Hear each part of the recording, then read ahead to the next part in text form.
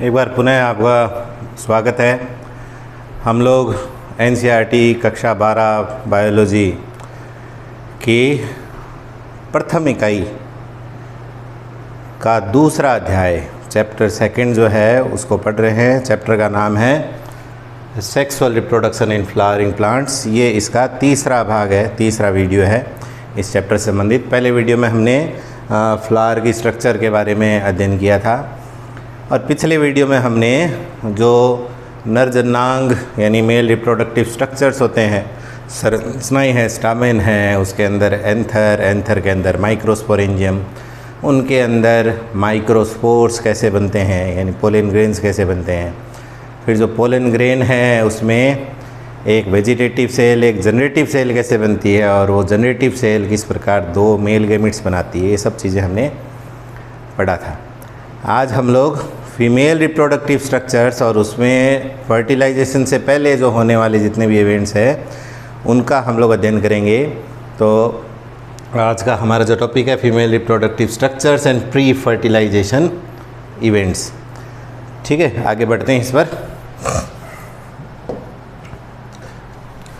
तो जो मादा जननांग है उसके लिए जो शब्द आता है वो उसको हम हिंदी में बोलते हैं स्त्री केसर और अंग्रेजी में उसके लिए आता है पिस्टिल। हिंदी में इसके लिए एक पर्यायवाची है या सिनोनिम जो है वो है अंडप। अंग्रेजी में अंडप को बोलते हैं कार्पल। और एक तीसरा और इसके लिए एक और वर्ड यूज़ होता है, हिंदी में बोलते हैं गुरु बीजाणु पर्ण और अंग्रेजी अनुवाद उसका है मेगास्पोरोफिल। ठीक है, तो एक ही संरचना के लिए तीन नाम हैं। वैसे पूरा यदि सामूहिक रूप से कहें तो जो मादा जननांग है उसके लिए नाम आता है जायांग या गाइनोशियम और गाइनोशियम की इकाई जो है वो स्त्री केसर या पिस्टिल है। ठीक है, अब एक प्रारूपिक हम लोग ये एक पिस्टिल को देखते हैं। तो हमने जो पहला वीडियो था इस चैप्टर से संबंधित उसमें भी हमने अध्ययन किया था कि सबसे ऊपरी जो पोर्शन होता है उसमें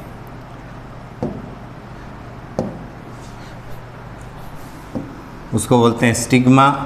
यहाँ पे 5 स्टिग्मा दिख रही है अपने को, एक बार एक मानकर चलते हैं। स्टिग्मा हिंदी में बोलते हैं वर्तिकाग्र। एक लंबी पतली नलिका उसको बोलते हैं स्टाइल या वर्तिका और ये वर्तिका का अग्र भाग है इसलिए वर्तिकाग्र। और आधार्य फूला हुआ भाग ओवेरी।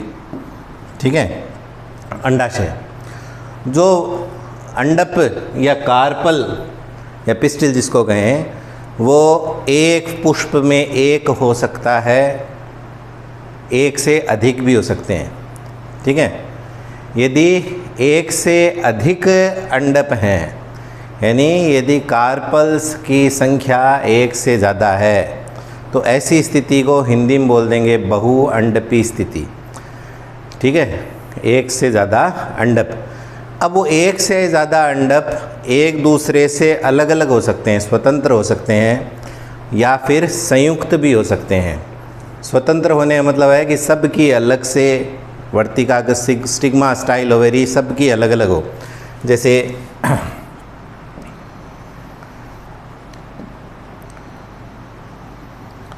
ये अलग,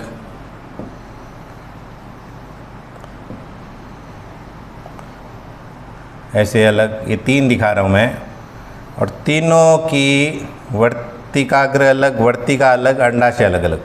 तीनों की वर्तिकाग्र, तीनों की वर्तिका, तीनों के अंडाशय अलग अलग अलग अलग हो तो ऐसी स्थिति को हम लोग बोलते हैं एपोकार्पस, वियुक्तांडपी, एपोकार्पस कंडीशन। और ये तीनों ही संरचना आपस में फ्यूज हो जाए, कम से कम ये ओवेरी तो फ्यूज हो ही। ठीक है, स्टाइल भी फ्यूज हो सकती है और स्टिग्मा भी। तो बाहर से देखने पर एक स्ट्रक्चर दिखाई देगी, बाहर से तो एक दिखाई देगी लेकिन हकीकत में वो मल्टीपल है, एक से ज़्यादा है, तो ये फ्यूज हो गए। कम से कम इसमें न्यूनतम शर्त क्या है कि ओवेरी तो फ्यूज हो, उनकी ये वर्तिकाग्र अलग हो सकती है। जैसे इसमें 5 वर्तिकाग्र दिख रही है लेकिन एक ही वर्तिका है, एक ही अंडाशय दिख रहा है। हकीकत में इसकी 5 स्टाइल है, 5 ही ओवेरी है लेकिन पांचों ओवेरी फ्यूज होकर एक कॉमन ओवेरी बन गई, पांचों स्टाइल्स फ्यूज होकर एक कॉमन स्टाइल बन गई। लेकिन उनकी जो स्टिग्मा है वो पांचों अलग की अलग है ना। ऐसी कंडीशन को हम लोग बोलते हैं सिनकार्पस, संयुक्त अंडपी, वियुक्त अंडपी, संयुक्त अंडपी। Syncarpous condition, apocarpous condition. Syncarpous की वो फ्यूज हो गए, एपोकार्पस सब अलग अलग है। ये जो डायग्राम है ये एनसीईआरटी से लिया गया है और ये जो है वो चाइना रोज़ या जिसको हम लोग हिंदी में गुड़हल बोलते हैं उसका दिखाया गया है। ठीक है, अब एक एक और एग्जाम्पल हम लोग देखते हैं सिनकार्पस और एपोकार्पस का।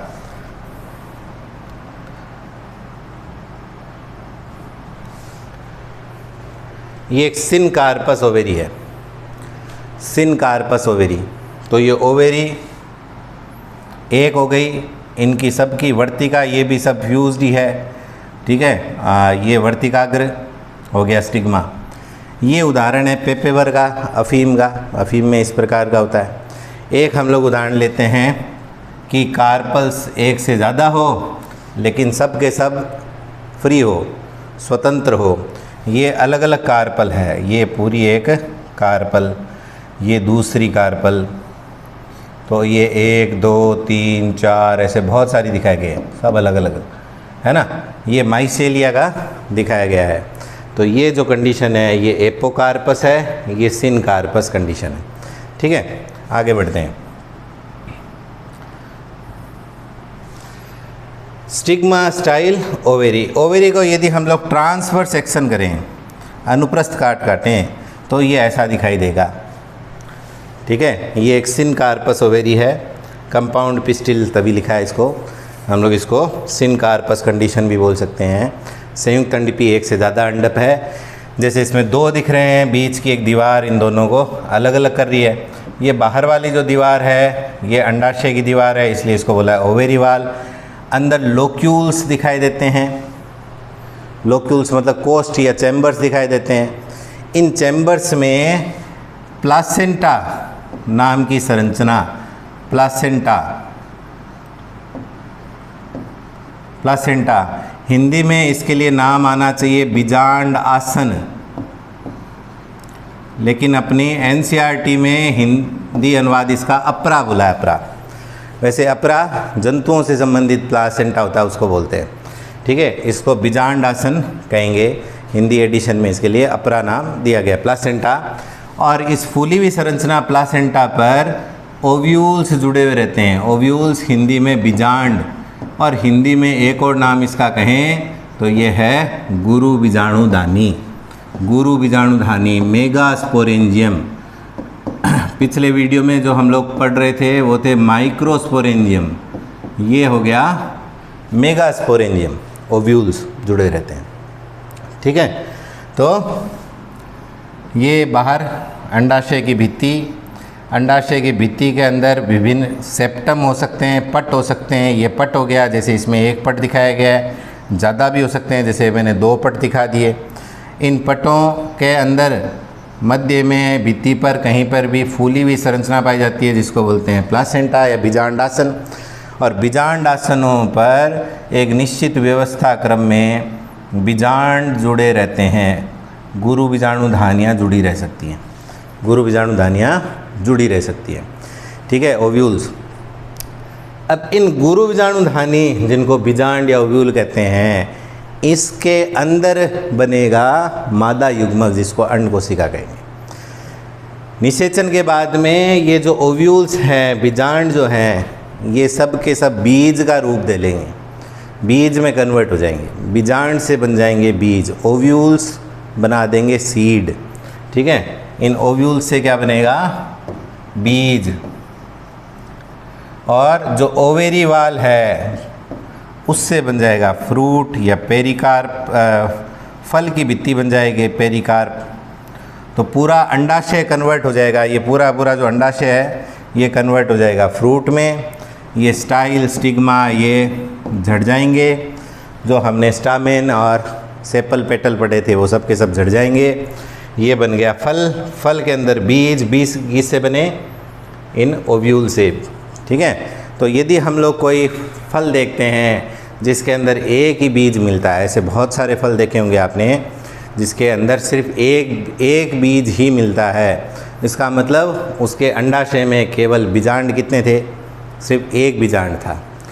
किसी फल को हमने देखा, जैसे आम का फल है, उसमें एक बीजांड, इसलिए एक बीज उसकी गुठली के अंदर है। बीज गुठली जो है ना, वो उसकी अंतःफलवित्ती है, ड्रूप टाइप का फल है। आपने 11th NCERT में ड्रूप फ्रूट आपने देखा है ना?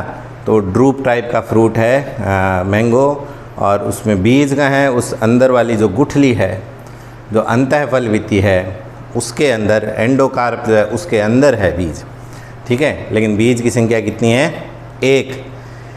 फिर और भी ऐसे उदाहरण आप ले सकते हैं जिसमें एक बीज हो। जितने भी धान, ये अनाज वाली जो फसलें हैं, गेहूं है, चावल है, मक्का, बाजरा, ये सब एक अंडपी है। सब में एक एक फल के अंदर एक एक बीज ही निकलता है। कईयों में बहुत ज़्यादा बीज निकलते हैं। अभी जैसे तरबूज के सीज़न है ना, और उसमें बीजों की भरपूर संख्या होती है। तो ऐसे अलग अलग, तो जितने बीज होते हैं, टमाटर में बहुत सारे बीज होते हैं। टमाटर को हम लोग काटते हैं तो अंदर बीच में पार्टीशन दिखाई देते हैं। वो सब अलग अलग ओवरीज को एक प्रकार से वो निरूपित कर रहे थे। तो ये संरचना हमने देखी। आगे बढ़ते हैं, उस ओव्यूल की स्ट्रक्चर देखते हैं। अंदर जो ओव्यूल था उसकी संरचना हम लोग देखते हैं। ठीक है, ओव्यूल के लिए मैंने एक नाम बताया था आपको अभी, गुरु बीजाणुधानी। गुरु बीजाणुधानी।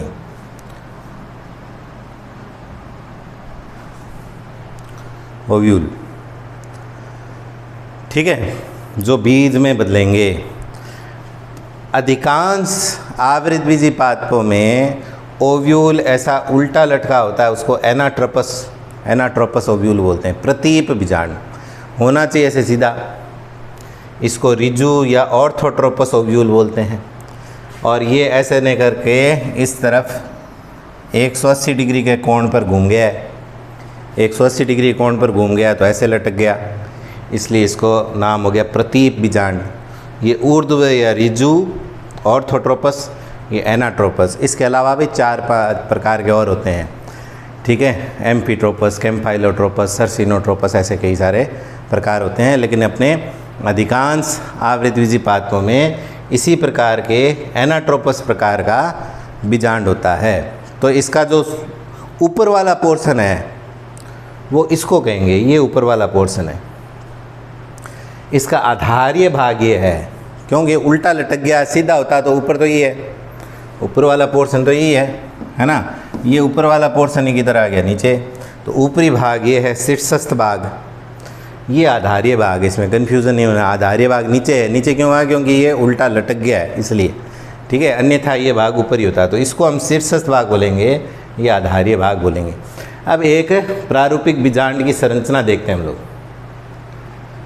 ठीक है, ये अपने NCERT की बुक से हमने लिया है, तो आपको कंफ्यूज नहीं हो इसलिए इसको सीधा दिखाया गया है। ये भी वो प्रतीप बीजांड ही है, ये प्रतीप बीजांड ही है। ठीक है,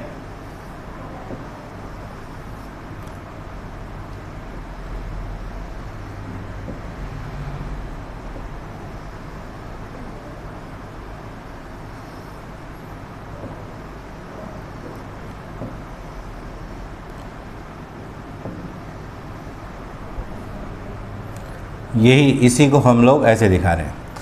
तो बीजांड जिस संरचना की सहायता से बीजांड आसन से जुड़ता है, जिस संरचना की सहायता से ओव्यूल प्लासेंटा से जुड़ता है, ओवेरी के अंदर, अंडाशय के अंदर जो बीजांड आसन है उससे जिस संरचना की सहायता से जुड़ता है उसके लिए नाम है फनिकल। हिंदी में कहें तो बीजांड वृंत, बीजांड वृंत। ठीक है, फनिकल। यहाँ पे देखें तो ये फनिकल है, बीजांड वृंत। बीजांड वृंत और बीजांड के संगम स्थल को, जिस पॉइंट पर, जिस स्थान पर बीजांड वृंत बीजांड से जुड़ता है, उस जॉइंट को, उस संगम स्थल के लिए नाम है हाइलम। ये जहाँ से जुड़ा है बीजांड वृंत बीजांड से, ये जॉइंट जो है इसके लिए नाम क्या है? हाइलम। हाइलम। ठीक है,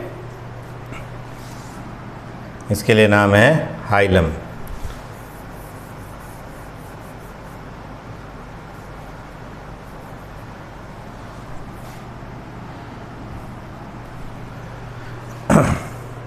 बीजांड का मुख्य जो शरीर है, मुख्य शरीर जो है वो मृदुतकी कोशिकाओं से बना रहता है, पेरेन्काइमेटस सेल से बना रहता है। उसके लिए हम लोग नाम लेते हैं बीजांड काय या न्यूसेलस।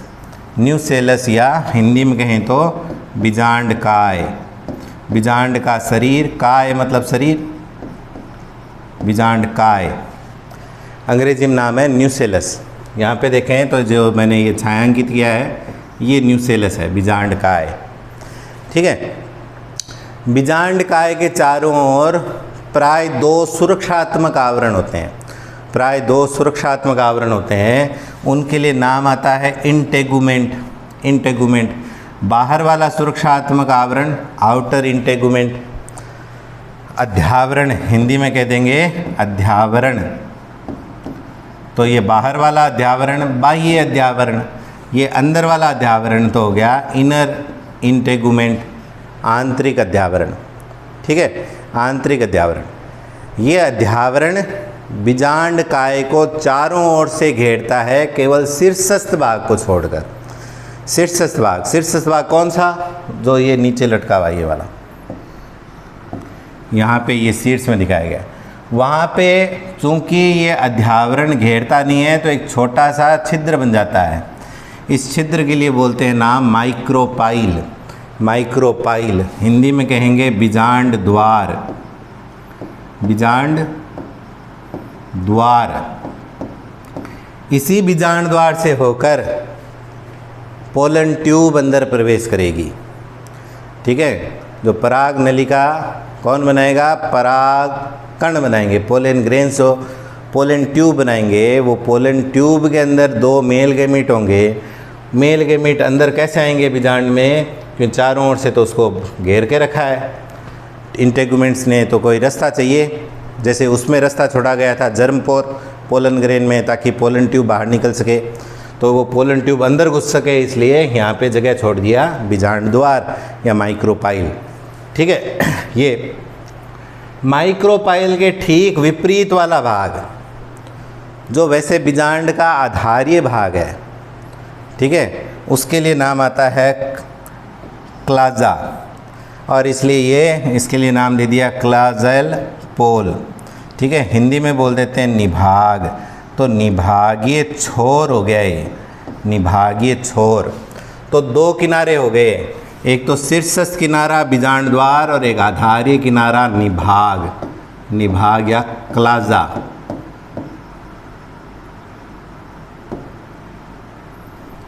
ठीक है, निभाग या क्लाजा। अब इस परिपक्व, जैसे हमने देखा था उसमें एंथर में, परागकोश में देखा था कि परागकोश के अंदर 4 बीजाणु दानियाँ थी, फिक्स थी उसमें, कि एक स्टामेन में जो परागकोश है, वैसे ही एक पिस्टिल में जो अंडाशय है।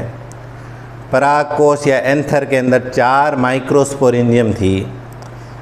जो ओवेरी जो है उसके अंदर 1 से लेकर हजारों की संख्या में मेगास्पोरेंजियम हो सकती है। मेगास्पोरेंजियम ही है, 1 से लेकर हजारों की संख्या में हो सकती है, फिक्स नहीं इसकी संख्या। फिर उस प्रत्येक माइक्रोस्पोरेंजियम के अंदर माइक्रोस्पोर्स बनते हैं, है ना। उसमें जितनी भी सेल थी वो सब की सब अपने आप में माइक्रोस्पोर मदर सेल थी, और सभी माइक्रोस्पोर मदर सेल में मियोसिस होता है, जिससे एक माइक्रोस्पोर मदर सेल से 4 माइक्रोस्पोर या पोलन ग्रेन बनते हैं, है ना। यहाँ पे जो ओव्यूल जो है उसके न्यूसेलस की कोई एक कोशिका मेगास्पोर मदर सेल बनेगी। वहाँ पे माइक्रोस्पोरेंजियम, यहाँ पे मेगास्पोरेंजियम।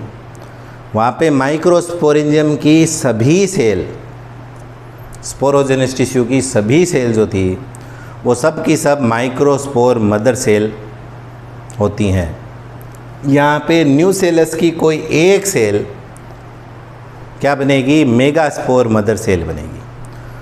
वहाँ पे वो सब की सब, तो उन सब में अर्धसूत्री विभाजन होता है। इसमें एक ही मेगास्पोर मदर सेल है, इसमें भी अर्धसूत्री विभाजन मियोसिस होगा।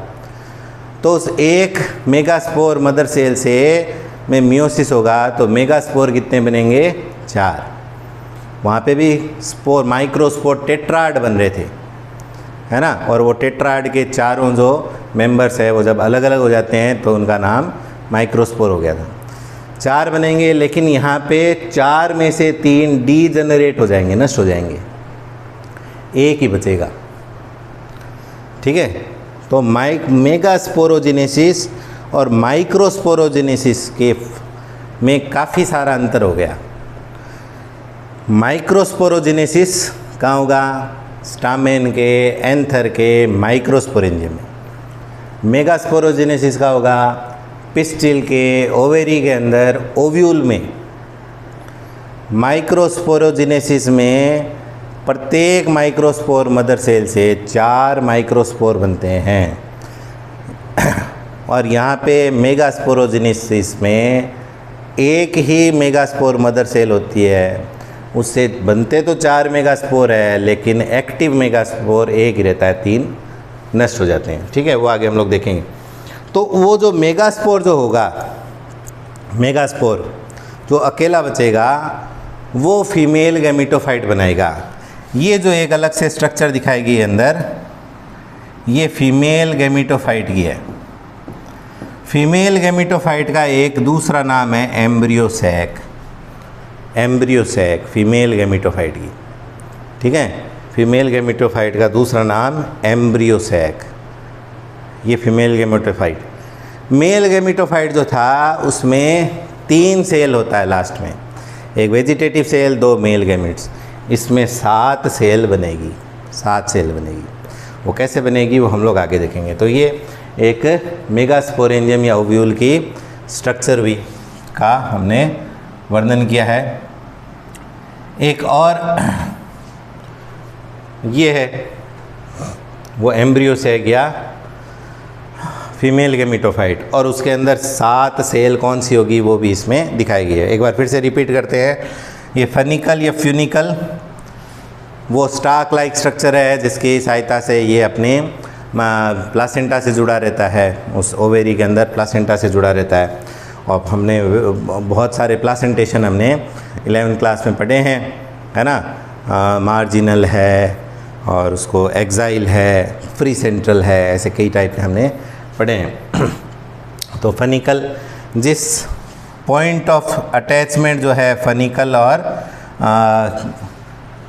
ओव्यूल का, उस पॉइंट ऑफ अटैचमेंट के लिए नाम क्या है, जुड़ने के स्थान का नाम हाइलम है। जो मेन जो स्ट्रक्चर है इस पूरे मेगास्पोरेंजियम की, उसका नाम है बिजांड काय या न्यूसेलस। ये न्यूसेलस दिख रहा है यहाँ से यहाँ तक, ये पूरा एक जैसा कलर होना चाहिए इधर।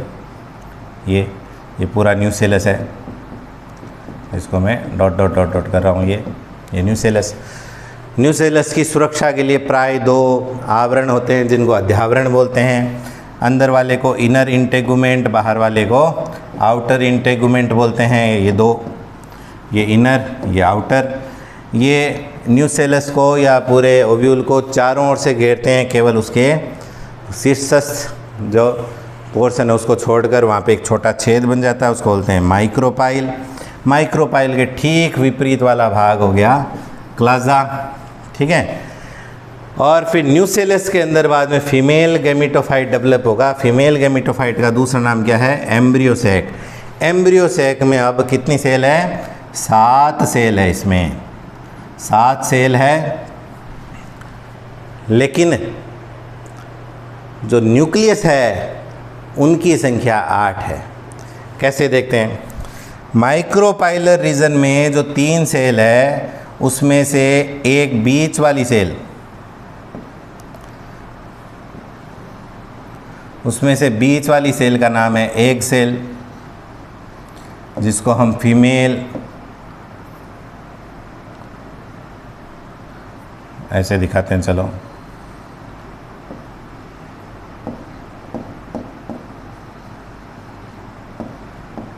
जो फीमेल गैमीट है। उसके अगल बगल में 2 सेल और दिख रही हैं। इन दोनों के लिए अंग्रेजी में नाम है सिनर्जिड्स, हिंदी में बोलते हैं सहायक कोशिकाएं। सहायक न होकर क नहीं है, सहाय, सहाय कोशिकाएं, सहाय कोशिकाएं। सहायक भी प्रचलित है अंग, लेकिन हम लोग नाम रखेंगे सिनर्जिड्स। ठीक है। ये तीनों सेल किस तरफ, किस पोल की तरफ है? माइक्रोपाइलर पोल की तरफ है, माइक्रोपाइल की तरफ है। इन तीनों सेल को, एक सेल और 2 सिनर्जिड्स, इन तीनों के लिए एक कॉमन नेम है, एक साथ में इसको बोलते हैं एग अपैरेटस। एक साथ में इसके लिए नाम क्या है?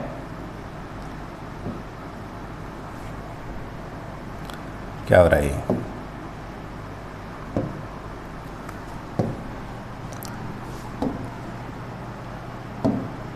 हाँ, एक साथ में इसका नाम है egg apparatus. Sorry,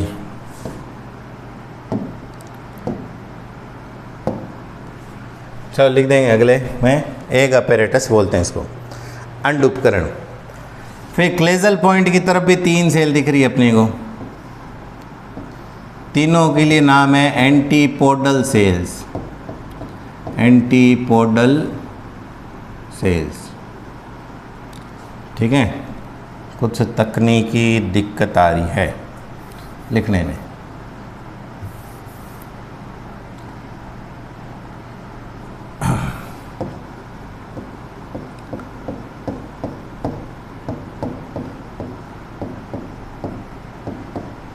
antipodal cells, Hindi में इसके लिए एनसीईआरटी में नाम दिया है प्रतिव्यासांत कोशिकाएं। प्रतिव्यासांत कोशिकाएं, और बाकी राजस्थान बोर्ड की किताबें जो थी उनमें लिखे हुए रहता है प्रतिमुखी कोशिकाएं, प्रतिमुखी कोशिकाएं। और एनसीईआरटी में इसके लिए नाम क्या है? प्रतिव्यासांत। लेकिन अंग्रेजी में एक ही वर्ड जो इसके लिए प्रचलित है वो है एंटीपोडल सेल्स। एंटीपोडल सेल्स सब की सब एन होगी। बाकी जितना भी पोर्शन दिख रहा है अपने को, खाली मैदान दिख रहा है, वो है एक सेंट्रल सेल।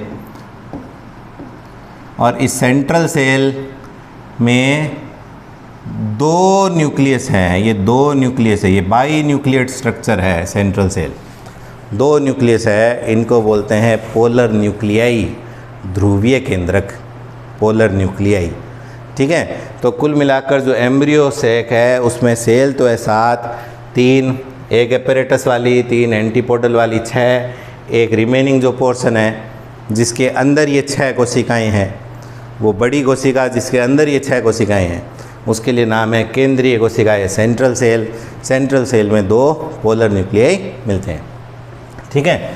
अब वो मेगास्पोरोजेनेसिस, जिसके बारे में मैंने आपको अभी बता दिया था वैसे कि दोनों का हमने तुलना किया था माइक्रोस्पोरोजेनेसिस और मेगास्पोरोजेनेसिस में।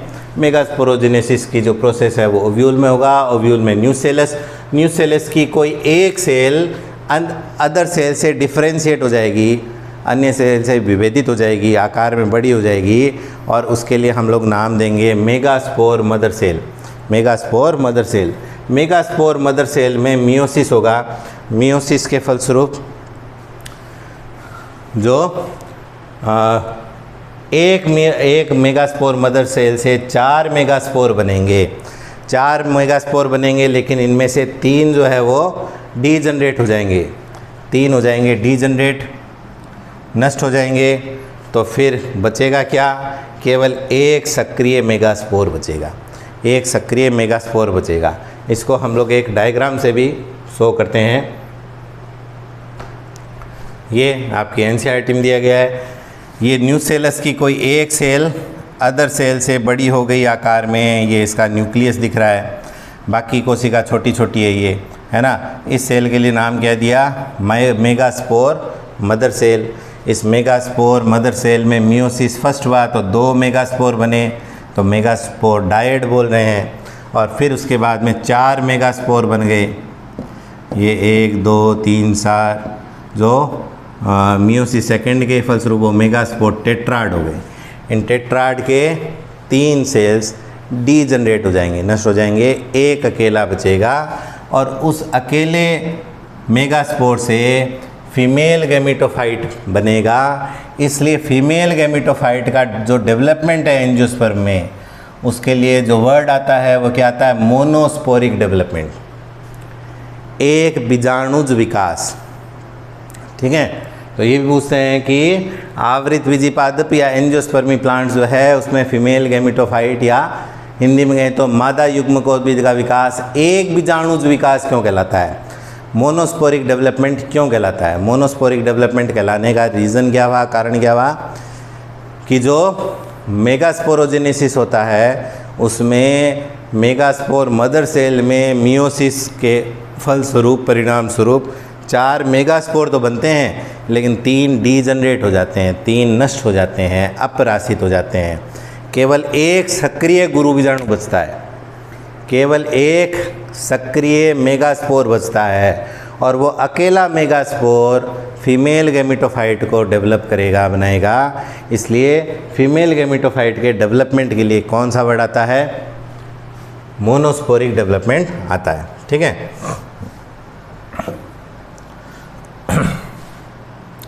अब इसको हम लोग देखते हैं। ये एक मेगास्पोर जो बचा था, एक्टिव मेगास्पोर, उसका ये न्यूक्लियस। ठीक है, ये इसमें वैक्यूल। अब साथ साथ में आप पिछले वीडियो से इसकी कंपैरिजन करते चलिए। पिछले वीडियो में हमने पोलन ग्रेन में कैसे आगे डिवीज़न होता है, जिससे जनरेटिव सेल वेजिटेटिव सेल बनती है उसमें, तो जो पोलन ग्रेन था वो माइक्रोस्पोर था। उस माइक्रोस्पोर में इनिशियली शुरुआत में वैक्यूल नहीं थी, रिक्तिका नहीं थी उसमें, और केंद्रक बीच में था, है ना, न्यूक्लियस बीच में था। यहाँ पे वैक्यूल है, बड़ी सुस्पष्ट वैक्यूल है, और जो न्यूक्लियस है वो एक तरफ है, साइड में है ना। ये मेगास्पोर एन हैप्लॉइड है, जो मियोसिस से बना है। ये फीमेल गैमेटोफाइट की फर्स्ट सेल है, जैसे वहाँ पे माइक्रोस्पोर या पोलन ग्रेन मेल गैमेटोफाइट की फर्स्ट कोशिका थी। फिर उसमें रिक्तिका बाद में बनी। रिक्तिका बनने के कारण से वो न्यूक्लियस एक पर्टिकुलर डायरेक्शन में चला गया, खिसक गया। यहाँ पे रिक्तिका गायब हो जाएगी।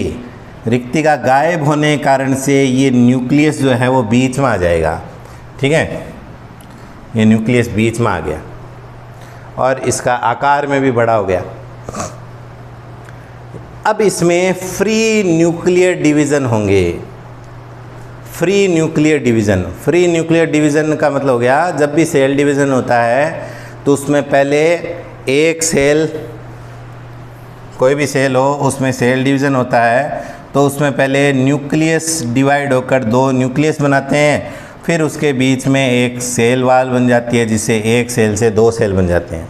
ये तो नॉर्मली होता है, लेकिन यहाँ पे क्या है कि पहले सिर्फ न्यूक्लियस बनेंगे, जितने केंद्रक बनने हैं वो केंद्रक बनेंगे, उसके बाद कोशिका भित्ति बनेगी। ठीक है, जब कोशिका विभाजन में या सेल डिवीज़न में न्यूक्लियर डिवीज़न के तुरंत बाद सेल वाल का फॉर्मेशन नहीं हो, कोशिका भित्ति नहीं बने। ठीक है, ऐसा विभाजन जिसमें केवल केंद्रक तो बन गए, न्यूक्लियस तो डिवाइड हो गया, लेकिन कोशिका भित्ति नहीं बनी, सेल वाल नहीं बनी, इसलिए कोशिका नहीं बनी, है ना। उस डिवीज़न के लिए हम क्या बोलेंगे? फ्री न्यूक्लियर डिवीज़न, मुक्त केंद्र के विभाजन। तो इसमें पहले 2 केंद्रक बनेंगे, पहले इसमें 2 केंद्रक बनने हैं, तो ये बन गए 2 केंद्रक। ठीक है, ये दोनों केंद्रक ऑपोजिट पोल में चले जाएंगे। ऊपर की तरफ हम लोग कह सकते हैं माइक्रोपाइल की तरफ है, ये मैं ऐसे एक एरो बना देता हूँ, ये माइक्रोपाइलर पोल है, और ये नीचे की तरफ जो है वो क्लेजल पोल है। बीजांड द्वार ये छोर ऊपर की तरफ है, नीचे की तरफ वो है निभाग। ये दोनों ऑपोजिट डायरेक्शन में चले जाएंगे, ऑपोजिट पोल में, ऑपोजिट पोल में चले गए। दो केंद्रक बने, दोनों विपरीत ध्रुवों की तरफ चले गए। ठीक है, विपरीत ध्रुवों की तरफ जाकर इनमें फिर से 2 बार और डिवीज़न होगा, दोनों में 2 बार। तो दोनों में 2 बार डिवीज़न होगा तो 1 बार होगा तो 2 न्यूक्लियस इधर, 2 न्यूक्लियस इधर, कुल कितने न्यूक्लियस हो गए? 4। फिर उन चारों में और 1 बार होगा तो 4 से कितने केंद्रक बन जाएंगे? 8। तो अब इसमें 8 केंद्र की स्थिति आ जाएगी, 8। तो दोनों पोल में 4-4 केंद्रक हो गए। अभी इन केंद्रकों के चारों ओर क्या नहीं बनी? सेल वाल नहीं बनी है, कोशिका भित्ति नहीं बनी है। इन दोनों ध्रुवों से जो 4-4 जो केंद्रक है उनमें से एक एक केंद्रक बीच में आ जाएगा। बीच से पहले अलग अलग गए थे, अब ध्रुवों से एक एक आएगा। दोनों पोल से एक एक केंद्र कहाँ जाएगा? बीच में आएगा। ऐसे 8 न्यूक्लियेट स्टेज है ये, है ना। अब ये एक एक केंद्र कहाँ गया? बीच में। ठीक है, फिर से देखें तो ये ऐसी कंडीशन थी, 4-4 केंद्रक थे, 4-4 में से एक एक केंद्रक बीच में आ गए। जो बीच में केंद्रक आ गए उनका नाम है पोलर न्यूक्लियाई, क्योंकि कहाँ से आए थे? पोल से आए थे। कौन से पोल? एक माइक्रोपाइलर पोल से आया था, बीजांड द्वारीय ध्रुव से।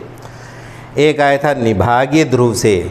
ध्रुवों से आए हैं इसलिए इनका नाम क्या हो गया? ध्रुवीय केंद्रक। ठीक है, पोलर न्यूक्लियाई, बहुवचन में न्यूक्लियाई हो गया, पोलर न्यूक्लियाई। अब इनके चारों ओर सेल वाल बनेगी। तो जो एक मेगास्पोर था उसके अंदर, उस मेगास्पोर के अंदर ही 8 न्यूक्लियस बन गए। 3 न्यूक्लियस बन गए एक तरफ, 3 न्यूक्लियस एक तरफ, बीच में 2 न्यूक्लियस आ गए। अब जो ध्रुवों की तरफ जो है 3-3 न्यूक्लियस, इनके चारों ओर सेल वाल बनेगी। इसके चारों ओर कोशिका भित्ति बन जाएगी, इसके चारों ओर बन जाएगी, इसके चारों ओर कोशिका भित्ति बन जाएगी, इनके चारों ओर बन जाएगी, लेकिन इसके चारों ओर नहीं बनेगी। क्यों? क्योंकि ये इसके चारों ओर तो ये बड़ी वाली है ही, बड़ी वाली है। तो अब जो इसका जो स्ट्रक्चर, अंतिम जो रूप आएगा वो इस टाइप से आएगा। अब इसको उल्टा करके दिखा दिया, फिर से उल्टा करके। ऊपर मैंने माइक्रोपाइलर रीजन बोला था, इसने माइक्रोपाइलर एंड कहाँ दिखा दिया? नीचे।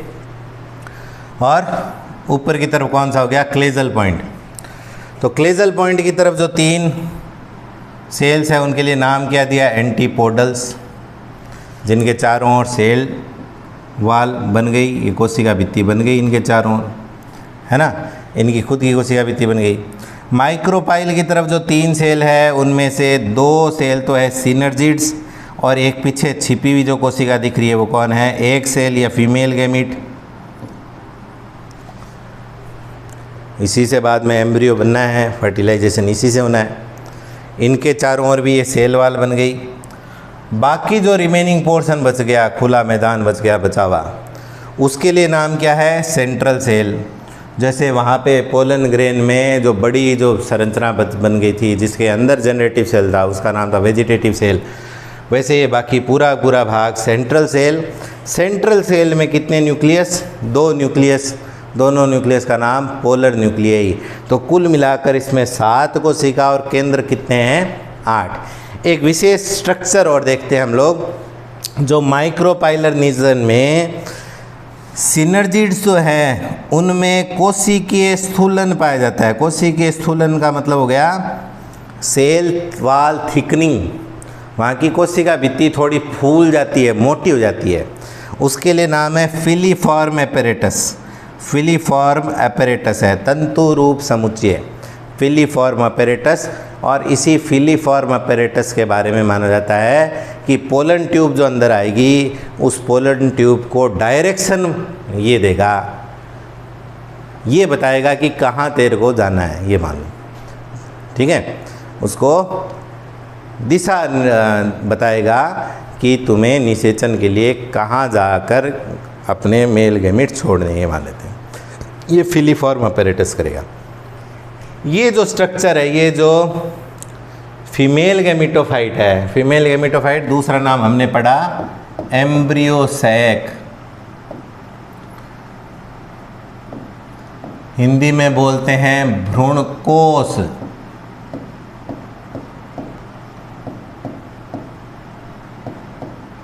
अब कयो में कोष ऐसे भी लिख देते हैं, ऐसे मान लो भ्रूणकोष,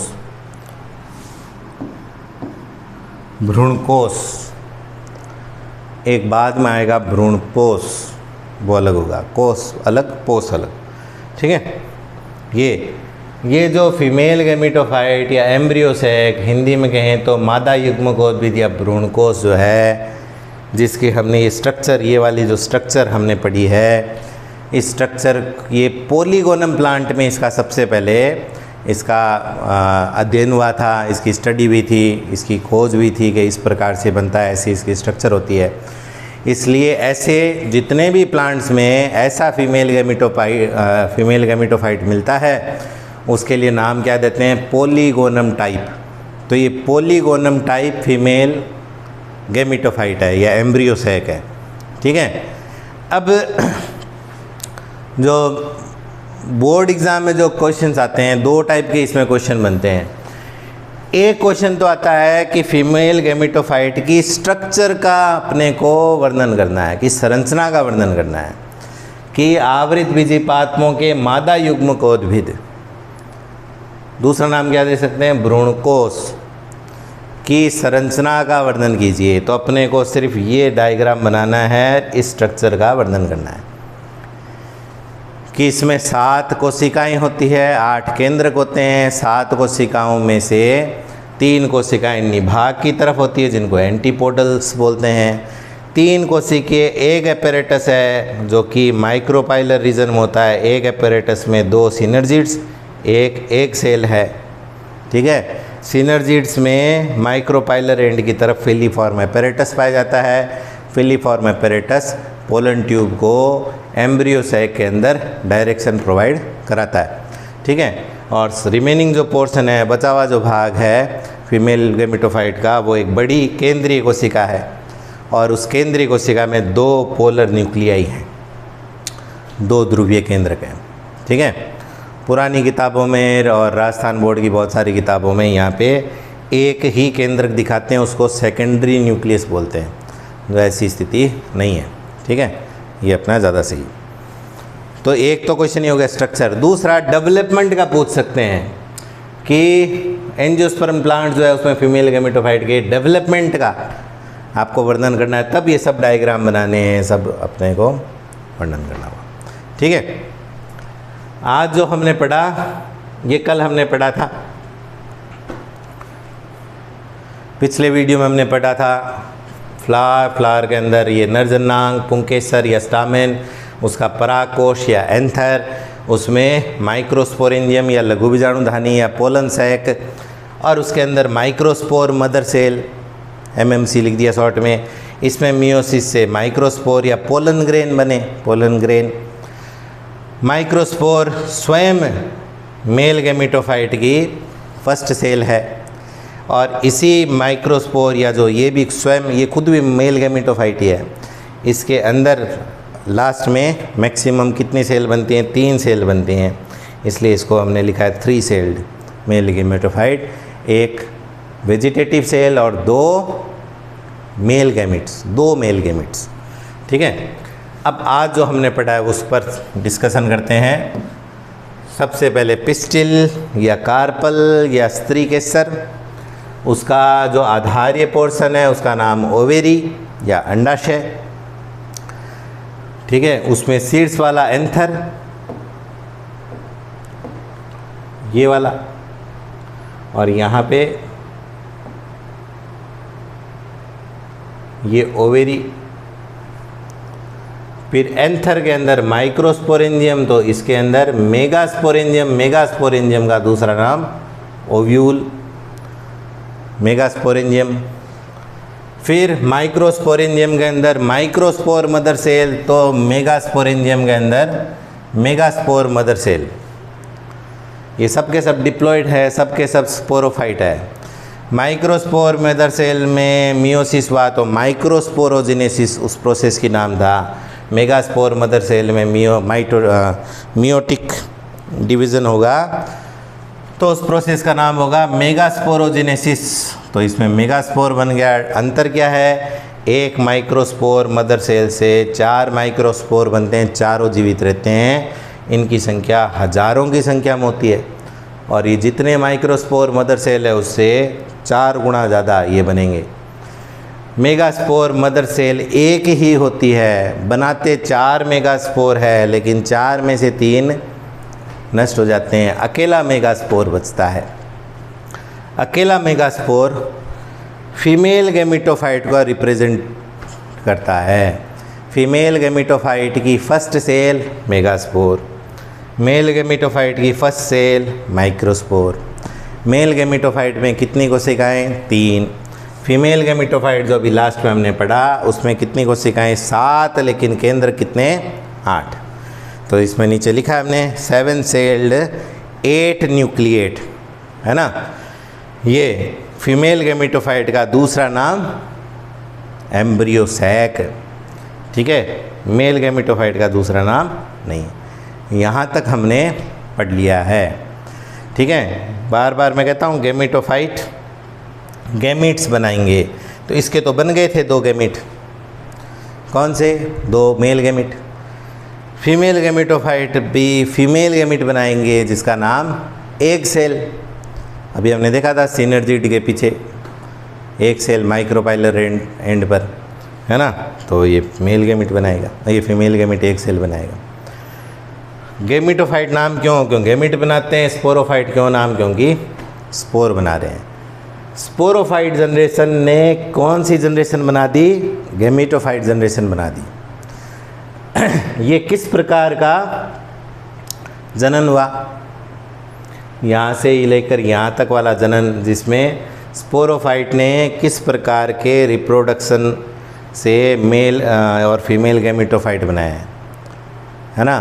यहाँ पे कहीं पे भी ना तो युग्मक बने हैं ना युग्मकों का संलयन हुआ है, इसलिए ये अलैंगिक जनन हुआ, एसेक्सुअल रिप्रोडक्शन।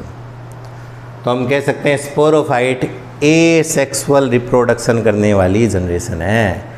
लैंगिक जनन कौन करेगा? गैमेटोफाइट।